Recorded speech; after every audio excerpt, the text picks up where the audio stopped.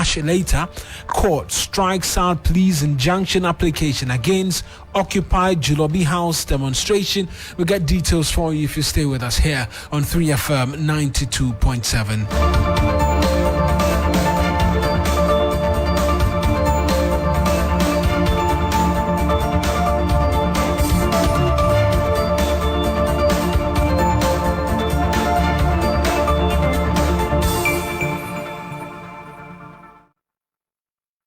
A pleasure that you could be a part of this afternoon's bulletin. It's streaming live on Facebook. Our handles 3FM 927. Same handles on Twitter as well, 3FM 927.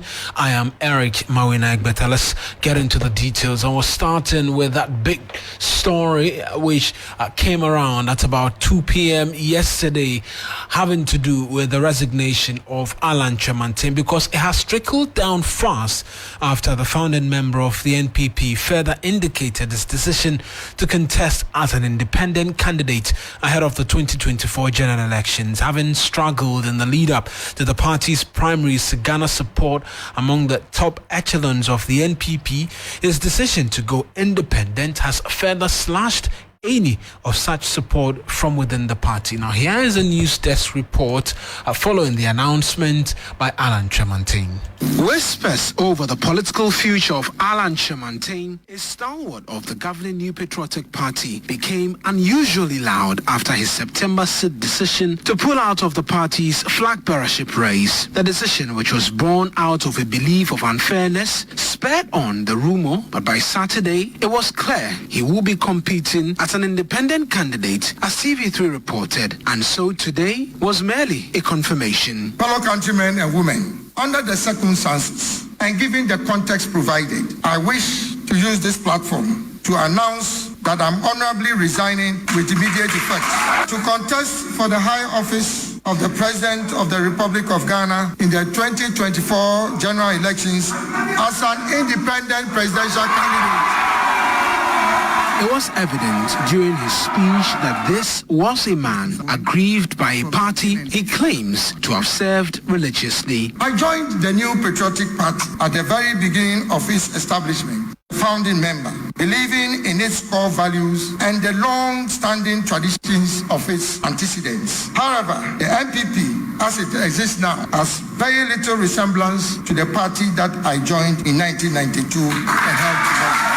The party has been hijacked by a selected group of party leaders and elders, government appointees, behind the curtain power brokers and some unscrupulous party apparatus. Now he says things are so bad, he has no choice than to leave. It is abundantly clear to me that my services and contributions to the party are not appreciated, and that my continuous stay in the party will create further tension and divisions. A news desk report there. Well, amongst the notable individuals who have released quick fast statements are Deputy Finance Minister Abinah Asare and Price MP Davis Opukwansa. But not everyone is deserting. Alan Cash, former General Secretary of the NPP Nana Himinto, and the former Ashanti Regional Chair of the party SK Boafo are continuing to pledge support as they turned up at the launch of the candidature of Alan Kyerematen as an independent one, a position the National Youth Organizer of the party, Henry Nana Boakye, reads as a forfeiture of the party's membership.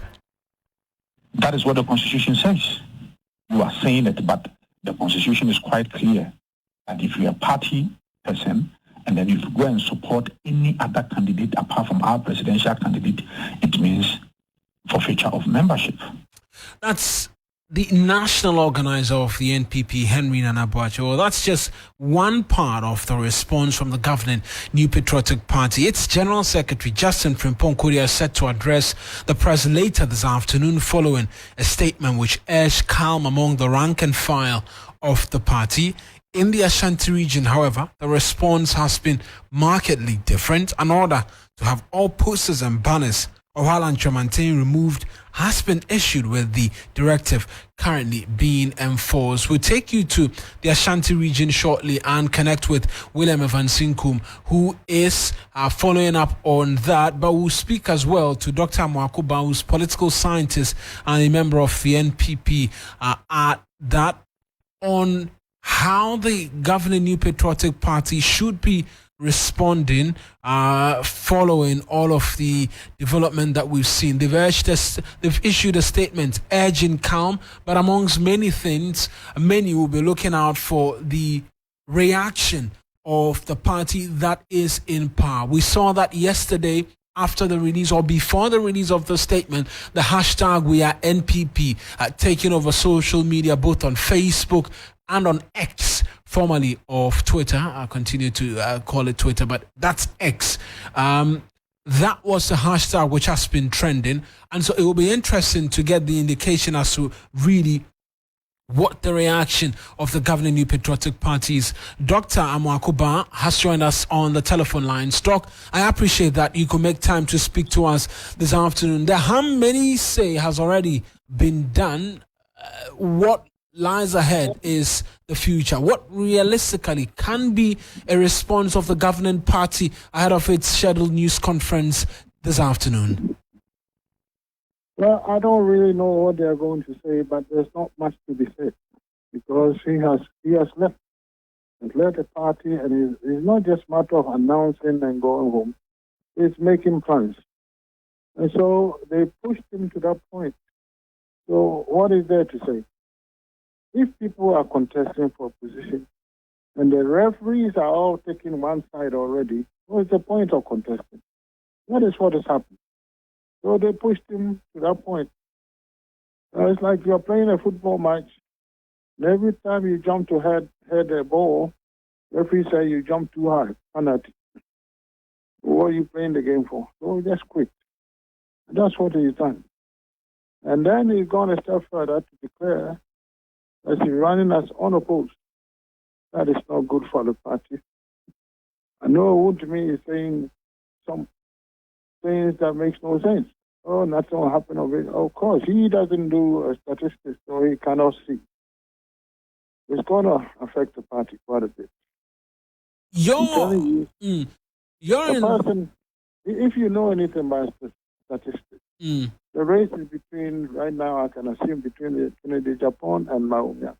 That one is a primary election, so it doesn't matter. Whoever wins, you are now going to face Mahama with another one of your own nipping at your heels, because some of the votes, MPP votes, will go to him instead of coming to you. So what are you going to do? Is that a helpful thing for the party? No, it isn't. So it doesn't matter what they're saying. They're saying wishful thinking. You say something, and that's what's happening. No. There are those who are advising the party to, as quickly as possible, close its ranks. Now is the time for them to go down on the ground and work to have supporters of Alan who may be disillusioned to get on and work to help the party break the eight. Is that a possibility? I don't think it works like that, too. I don't think. Look, in Ghana, the days of voting for a party is not completely dead. But now, in this episode, people are angry. People are very angry. I wouldn't say that. I have not seen it. Anyone you talk to, that's what they do. People come to me, why are they doing that? Why are they doing that? I said, I'm not one of them. These are the sentiments on the ground that you're picking up? Well, yes. Yesterday, for example, I went to this area here at Asukwa getting to Agogo. That's what they were saying. Why? Why are they doing that? I was born MPP, but I can't vote for you anymore. I said, you're not voting for me. I wouldn't vote for me because rascals have taken over the party. Rascals. You understand? A few gentlemen left in the party, and the National Council has made things worse. They themselves, they have joined the rascals because they are the ones, the last arbiter of justice. They have taken sides already. And when you put them to task, they say, oh, there's nothing in the Constitution that says party executive cannot take sides. When did you hear that? It is Constitution alone that you use to run a political party. Is it? No. There are traditions and sense of fairness and decency. All of it out the window. So they are doing what they want. This is what they want, and that's what they got. We get the indication that in the Ashanti region, there's been a directive to have all banners and posters of Alan Tremantin at party offices removed as well, and that is currently happening within the Ashanti region. It doesn't matter.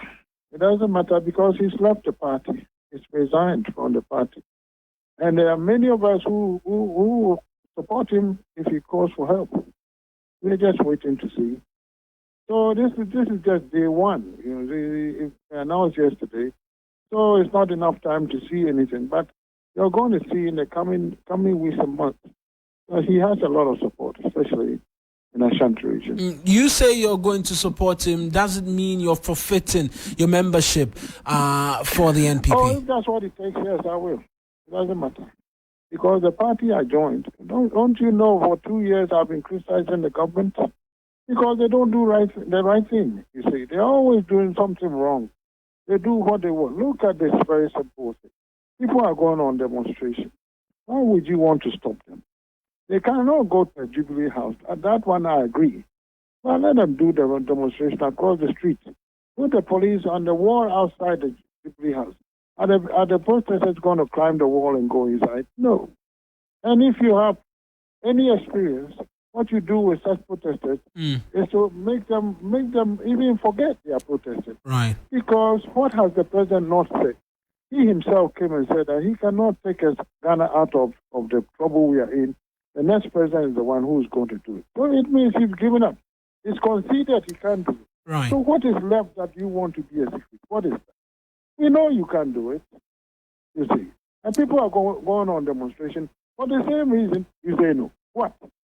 The thing is open. Everybody knows. So why are you upset about that?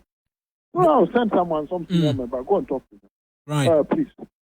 We know what you are demonstrating about. The president himself knows that the things are very hard. Yes, but let's keep it civil. Police people, bring them water. Give them some food. You can even get some restaurant to serve them some food. Right, then, Doc. Right. Erect some tents when they get tired. Let them sit down. Then you let them go. Doc, I appreciate that you could speak to us this afternoon and for sharing your thoughts with us. All right. That's Dr. Makuba, as a member of the governing New Patriotic Party, says he doesn't mind forfeiting it in support of Alan Tremantin. William Evans Sinkum has been monitoring the removal of the banners and posters in the region. Evans, talk to us. How widespread is a compliance to this directive by the regional chairman of the NPP? Well, we are not seeing an arms up kind of situation, but gradually some constituencies have begun following this particular directive. So this came this particular directive came right after Untumi had engaged, the MPP faithful through his radio station. And before that, he had said Alan's move will bring curse upon himself. Let me just quickly quote what Untumi exactly said on his radio station sometime yesterday.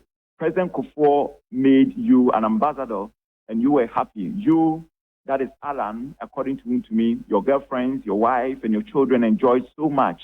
You sent them to good schools. President Kufuor also made you trade minister, and because of this, you became so rich that you were nicknamed Alan Cash. You have enjoyed in the past because of the MPP. As for me, that is to me. I think this resignation is a curse to him because MPP has helped me, and so on. So that was these were the words of the Ashanti Regional Chairman of the MPP before issuing that directive.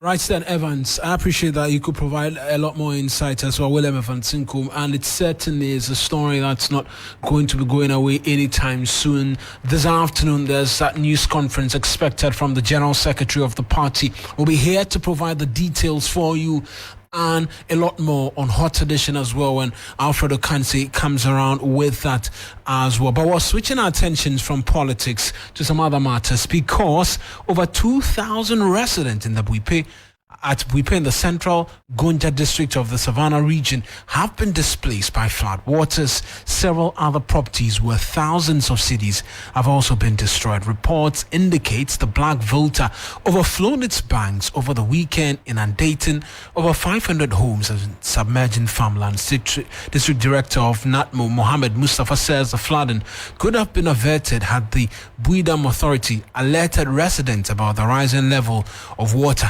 in the Black Volta. Don't have the muscles or the capacity to look for other alternative places to lay their heads. So we are collaborating with more donors and more stakeholders. I have communicated with our chairman of the disaster committee in the district, which is a DCA, who has also liaised with the director of education, and he has made available the school facility, the school structure, that is RC school. We have also communicated through my region, through the Ghana Red Cross Association. They've also made available this morning. Currently, we are mounting those shelter keys at the school where they have made available to us. So we want to mount all the keys, make the place available and very conducive for their stay before we can now begin to move those who see it. So we built the area, and then when the spillage of the dams started happening, then we are in this particular situation. It has never been like this. It has been affecting those just by the riverside, but we are not by the riverside. We are a little bit far from the river. But because some sand winning has been done at the very place we saw. And I said, yeah, Omudi, Omudi break and boy. Aduane de peni ndio enso ahano omo yamaya anka be boaye ombe file hanumaya ni omo yi flowers yam fa grade that yi flowers nya. Residents there, and we're trying to connect with our reporter on the ground, my colleague, in fact, Christopher Mwako, for a bit more details.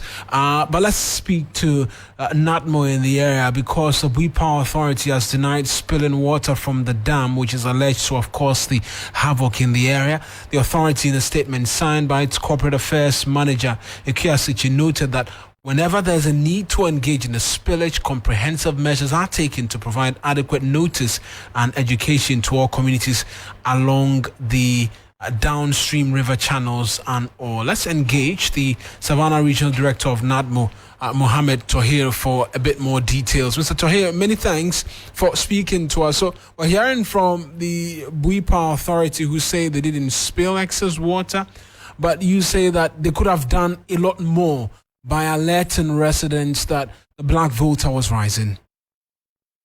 Yeah. What's up in this particular unfortunate incident? How far with progress in that regard?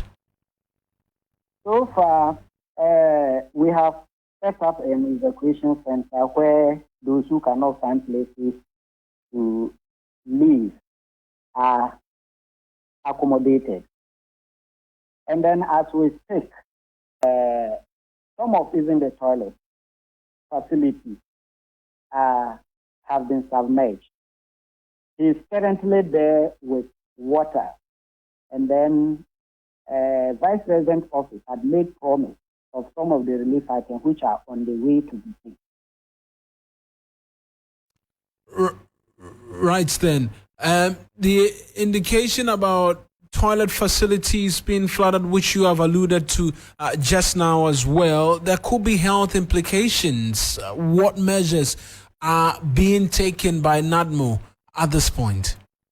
Currently, we are also speaking to the Regional Director for Environment on how we can assist in that direction. Right. So we are in talking with the Regional Director of Environmental Health to see how best we can salvage that situation. Right then, Mr. Tohir, I appreciate that you could speak to us. That's Mohammed Tohir speaking to us there. And the flag bearer of the NDC and former President John Mahama as well has been reacting to this. He's issued a statement. NDC flag bearer sympathizes with flood victims, condemns government lack of action. It reads that in recent days, various communities across the countries have been affected by disasters caused by flood, and several coastal communities have also been ravaged. And Mr. Mahama makes the case of the National Disaster Management Organization characteristic of paralyzed state institutions under the Akufo-Addo and Bawumia administration, can also not provide relief for these flood victims because of a lack of funding. It says their firm belief is that the tragedies of such magnitude can be prevented through proactive measures such as implementing appropriate regulations, good waste management, and investing in the construction and management of sustainable drainage system. The comments by former President John Mahama. We're moving away from this to take you to the courts because an Accra High Court has struck out an injunction filed by the police, that's the Ghana Police Service, against organizers of the Occupy Jubilee House protest filed on September 19. Presiding Judge Edward Chum, while striking out the application after it was withdrawn by the applicant, noted that although the court processes were served on the solicitors of the respondent, there was, however, no proof of service to Benjamin Ekufu-Daku, the respondent in the matter. Correspondent Ogbodu Asaris joined us. Unfortunately, we don't have him on the telephone lines. We'll try one more time and connect with him. But we're staying in the capital, Accra, where the Vice President, Dr. Mahamudu Bawumia, has been touring a number of district offices where he's, among many other things, advising against registering of minors. He visited the old EC headquarters, which is home to 5 district offices. Here's exactly what he's been saying.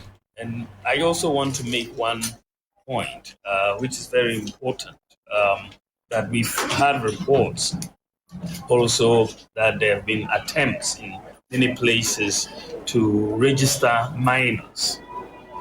This is very important. It's not only criminal to do so, but you are endangering the future of these minors when you register them at this stage.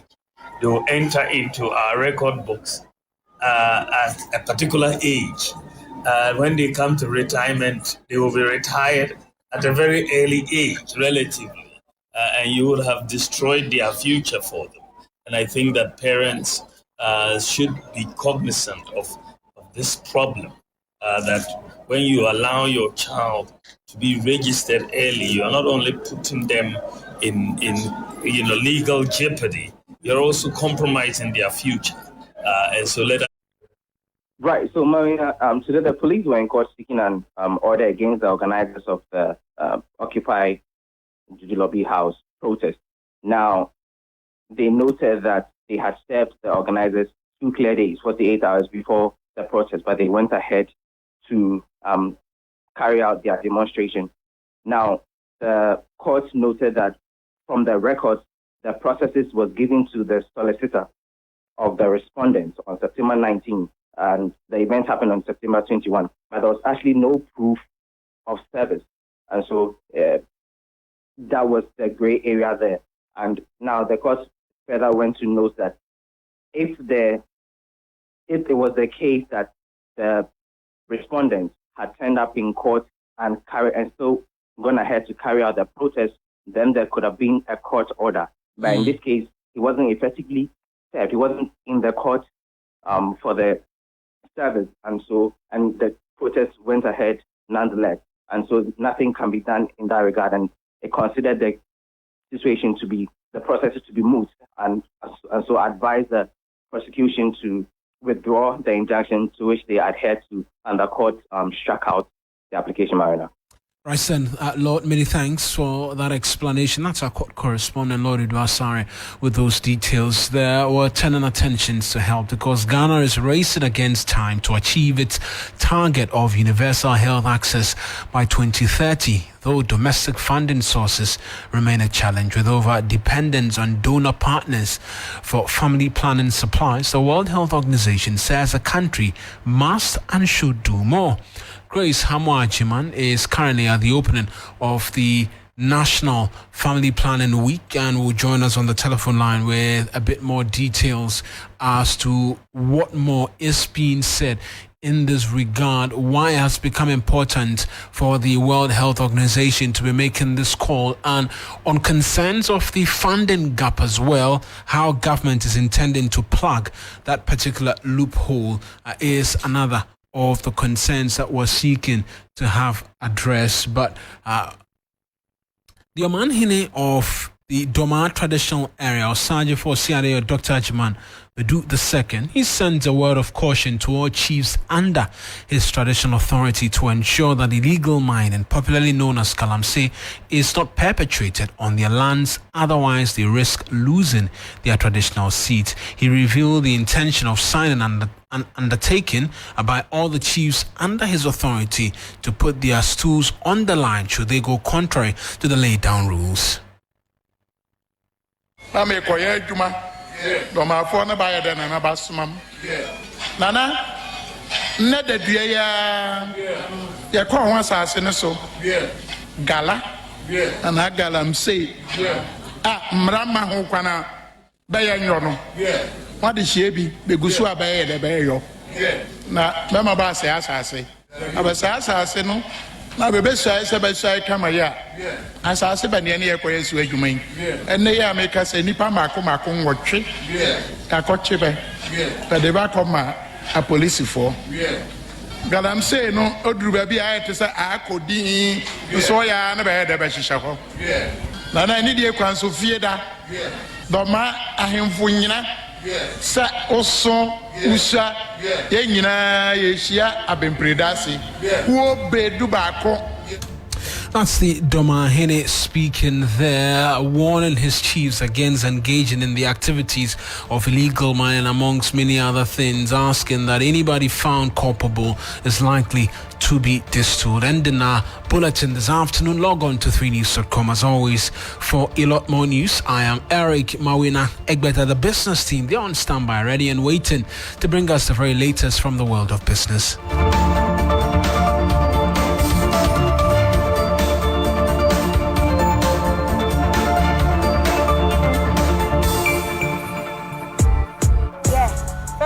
Rap me here so me ding Lydia. Every woman is all in me. Anything I know it. Some of us stood out with our showmanship and our stunning performances. Most of us with great voices took our chances on the biggest music reality show.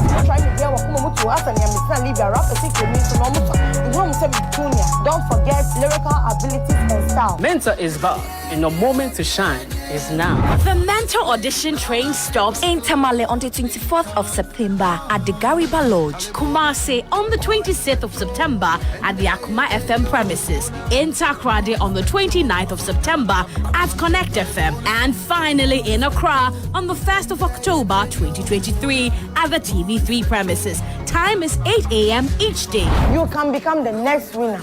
Don't miss out. Mentor 12. The world awaits you.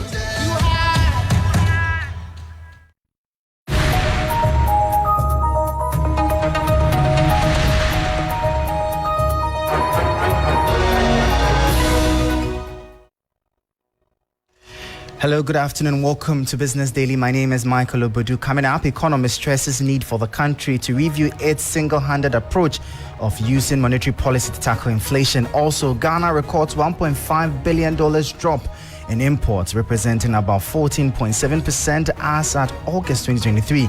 Dr. Edu Owusu-Sarkodie has been explaining. I am Michael Ogbodu. We'll bring you details of our headlines and many other stories coming up shortly.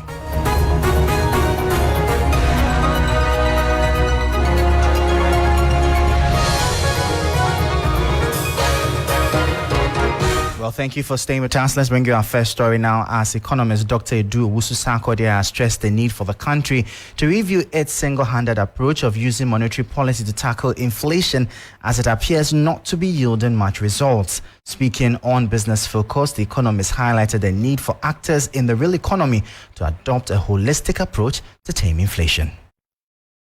It should be a comprehensive, effort between the Bank of Ghana, the monetary sector, and also the fiscal sector. So it is not only the responsibility of the BOG, but it's also the responsibility of the actors in the fiscal, the actors in the real economy, agri, industry, petroleum, export, imports, because we know the impact of the exchange rate on inflation. So all these actors in the economy must play their role for us to have a holistic approach of arresting inflation. The Bank of Ghana may be making 100% efforts if they rare sector or the fiscal side do not put in the maximum effort to control inflation, then we are back to the same point. So the BOG can only do thus far with the monetary policy. So to that extent, yes, they've tried their best, but like I said, the other sector of the economy must also play their role. That was economist Dr. Edu Owusu-Sarkodie speaking there. Now, Ghana has recorded $1.5 billion drop in imports, representing about 14.7% as of August 2023.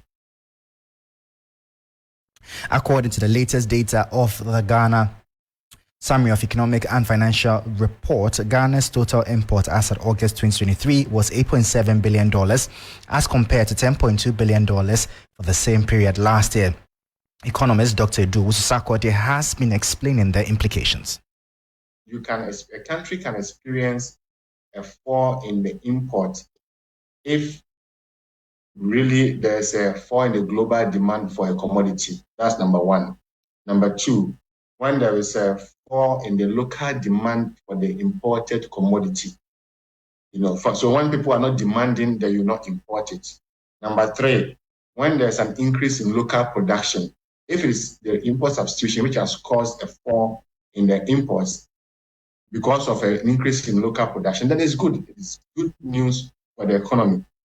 And another reason could be a fall in the incomes of the importers. If the importers themselves do not have enough money to import, perhaps they didn't have enough profit in the previous years, perhaps they didn't even get enough forex to do the importation, and then it's a matter of concern to us. You heard the economist Dr. Edu Owusu-Sarkodie speaking. Now, the central bank has forecasted a positive economic outlook for the country. Governor of the Bank of Ghana, Dr. Ernest Addison, has said that the banking sector is expected to remain stable in the last quarter of the year. Profit after tax increased to 4.3 billion Ghana cedis, also representing a 51.4% increase. Overall, for the rest of this year, the sector is expected to remain broadly stable, supported by the regulatory reliefs and the sustained growth in profitability. All banks have been able to submit capital restoration plans to recapitalize progressively over a 3-year period. The turnaround in bank profits, together with the planned equity capital injections, is expected to help rebuild bank capital buffers, enhance resilience, and reposition the sector to support the country's growth agenda. You heard the governor of the central bank, Dr. Ernest Addison, speaking. Now, away from that, a member of the Tanker Owners Union of Ghana, lawyer Kwame Jantwa, has urged government to halt the invasion of Chinese companies into the petroleum haulage business. This, he says, is a threat to the country and the economy. His comment comes on the back of a revelation by the union that about 300 tanker trucks have so far been imported into the country by Chinese companies. The danger is that they have built a refinery. They are going into haulage. The next thing you see, they are buying petrol stations. The moment they start buying petrol stations, forget Goyle, because they would undercut the price. They are producing, and they will undercut the price. And if they undercut the price, definitely they'll be able to sell more than any other person. What then happens? They take over. Once they take over, where does the Ghanaians sit? That's why we are calling on the president. And all those who can stop this should stop it now. You heard the member of the Tanker Owners Union of Ghana, lawyer Kwame Jantwa. Now, away from that, Ghana spends in excess of $200 million annually to import fish following the depletion of marine stock due to bad fishing practices and climate change. This, according to Deputy Minister of the sector, Moses Enim, makes aquaculture the most viable alternative to address the shortfall. He spoke at the Blue Food Partnership Ghana initiative. Ghana consumes about 1 million tons of fish annually. The country imports close to 60% of its fish, with some $200 million annually. Ghana's new aquaculture development plan aims to increase the country's fish farming output from 89,376 tons in 2021 to 211,697 tons by end of 2027, an increase of 136%. We need to tease out a plan for aquaculture because aquaculture, as I said, remains the most viable alternative to bridge the gap between the supply and the demand. The Blue Food Partnership Ghana initiative is aimed at leveraging science-based actions towards healthy and sustainable blue food value chains. The private sector-led initiative is expected to help Ghana to sustainably meet the increasing demand for healthy and nutritious food. When we talk about sustainable production, the concerns about our current fish feed cost and its implication on our bottom line is also an aspect that we really are working on as a chamber, where we're doing backward integration, engaging on how our raw material for fish feed is being produced and how we can access it in a more let's say, low-cost manner. The initiative is to develop a roadmap to strengthen and ensure sustainable growth of the country's aquaculture sector. Because it can really be a business that can bring people, bring incomes, bring more food security, but also be profitable businesses. Global Sustainable Agriculture Roadmap is greater decent pay, employment for young people, for women to be more involved. That report was put together by my colleague Ebenezer Ajekum Boateng and read by Bismarck Awusa. That'll be all for Business Daily. For more business stories, please check out our website 3news.com. My name is Michael Ogbodu. Thank you for listening. As always, please stay